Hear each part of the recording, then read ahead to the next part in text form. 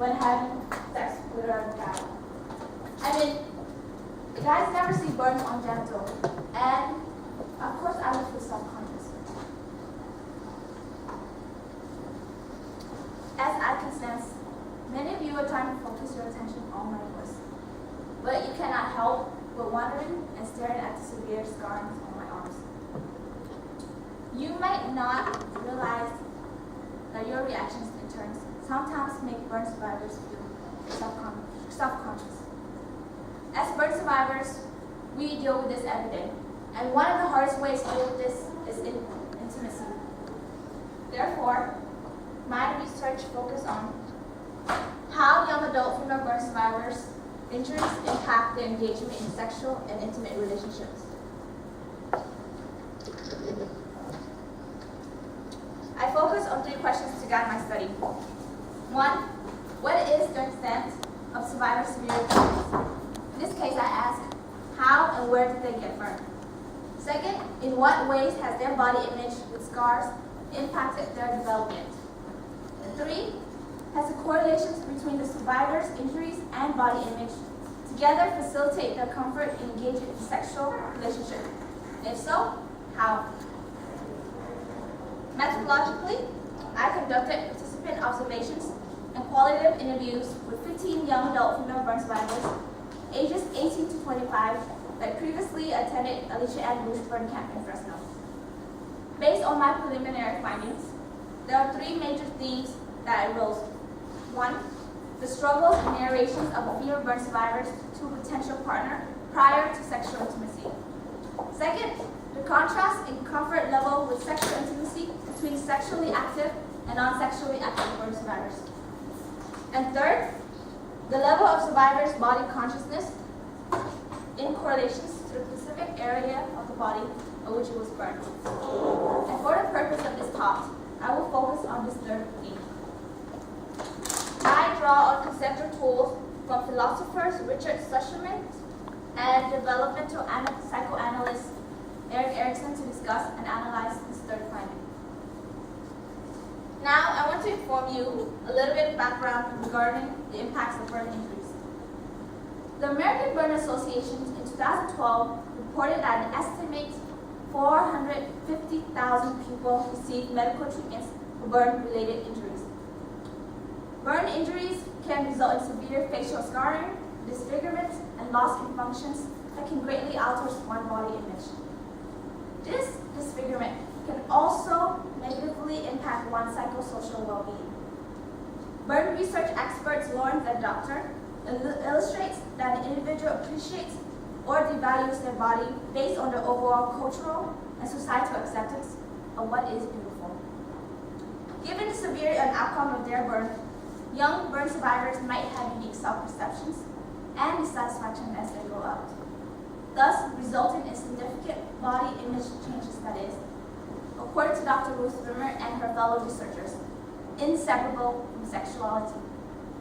In this sense, how burn survivors feel about themselves due to their injuries and scarring may correlate significantly with their sexual comfort level.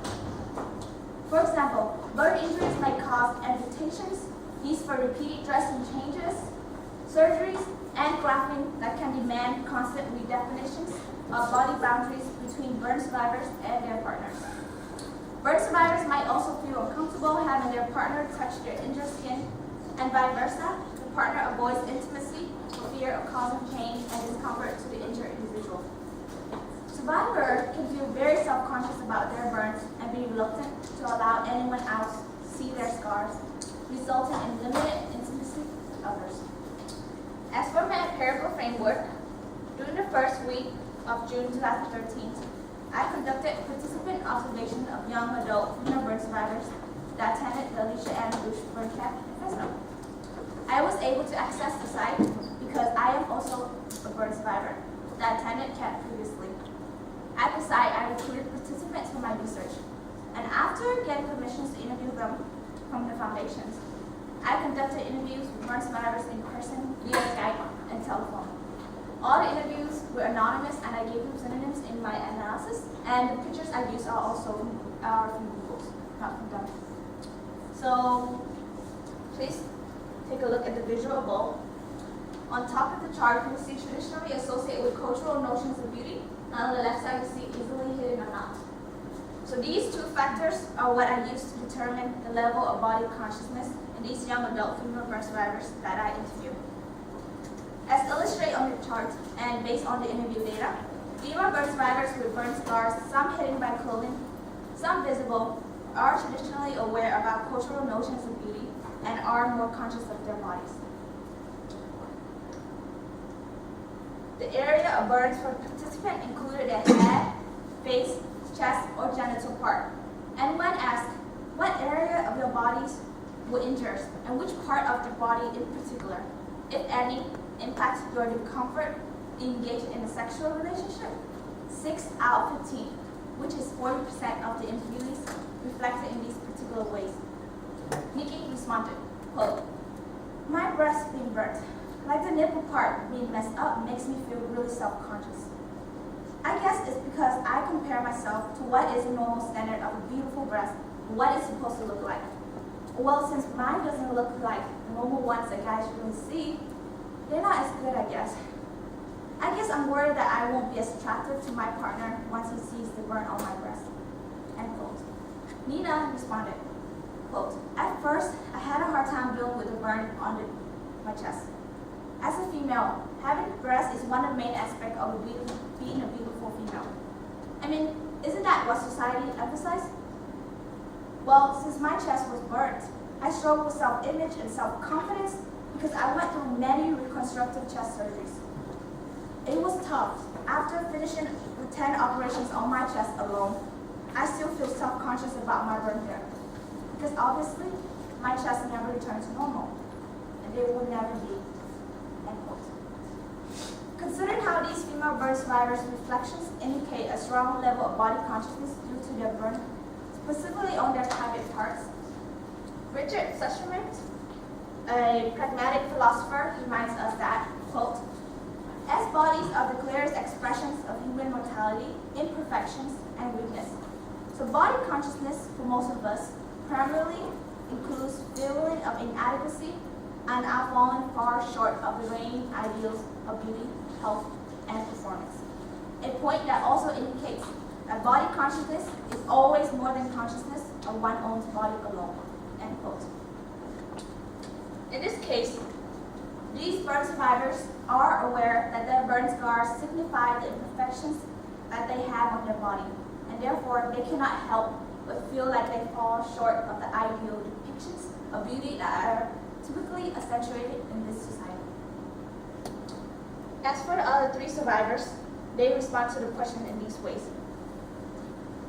Alyssa responded, quote, in my life, my burns definitely have a huge impact on my comfort engaged in sexual and intimate relationships. I am more self-conscious about the scars on my face. When you first meet someone, you look at his or her face first. No? I'm just concerned that guys will not think I'm attractive and therefore won't want to be with me or engage in a sexual relationship with me. End quote. As for Miriam, she stated, it's not a regular place where you usually get burned. People are not used to seeing a head without hair, especially a burnt head. You never see the media showing people with a burnt head, do you? Well, I'm basically just worried that my partner will know how to react to it or will be turned off by it when we engage in sexual intimacy. End quote. As finally Kim stated, quote, my legs are severely burnt. The scars all the way up to my butt, which makes me feel really self-conscious when I engage in sexual activity with a guy. In the past, I will make sure the lights were completely off and he won't touch anywhere near my butt. I can't help but feel that way. I mean, in the media these days, all you hear is how guys like big, beautiful butts and all. You can't help but feel self-conscious about your body. End quote. For these last 3 survivors, their reflections also illustrate a strong degree of body consciousness, even though they were not injured specifically on their private female parts. Their burns will locate on their face, head, or buttocks, but this still causes them to feel self-conscious about their bodies, since all of these areas are also traditionally associated with the notions of femininity and attractiveness in this society. For example, in the interviews, Alicia mentioned that due to the burn scars on her face, she will not leave the house without makeup on, and someday she doesn't want to look herself in the mirror. And as for Miriam, it's the same idea. She stated, in her own words, it's never going to be an option. Based on these preliminary findings, I would argue that the location of the burn scars matters when it comes to survivors' degree of body consciousness. It matters in at least two dimensions. One, can the area of the burn be hidden or not? And two, is the area of the burn scars are traditionally associated with the cultural notions of beauty. Not surprisingly, my research data indicate that the normative cultural perception of beauty and physical attractiveness strongly play a role in influencing these young adult female burn survivors' degree of body consciousness and dissatisfactions.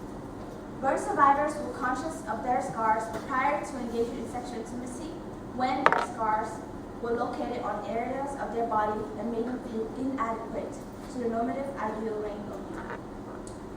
In conclusions, as a female, there is already a great deal of cultural emphasis placed on beauty and physical attractiveness.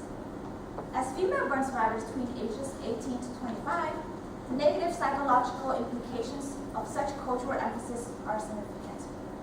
Female burn survivors in this age group are at the beginning of their sexual life as young adults. They are more likely to encounter intimate relationships, and as developmental psychoanalyst Erik Erikson suggested, struggles between intimacies versus isolations. Young adult burn survivors want to develop an intimate relationship. However, they struggle with this challenge because of their disfigurement and its contradictions to society's perceptions of beauty. And as Erik Erikson emphasized, young adults might end up feeling isolated and alone if they don't solve such a conflict. Overall, I believe that there should be intervention programs or support groups that help young adult female burn survivors feel more comfortable with their own body, as well as how to successfully navigate the challenging realm of sexuality and intimacy. Because at the end of the day, no woman should feel less feminine or attractive because of an accident she cannot control. Thank you.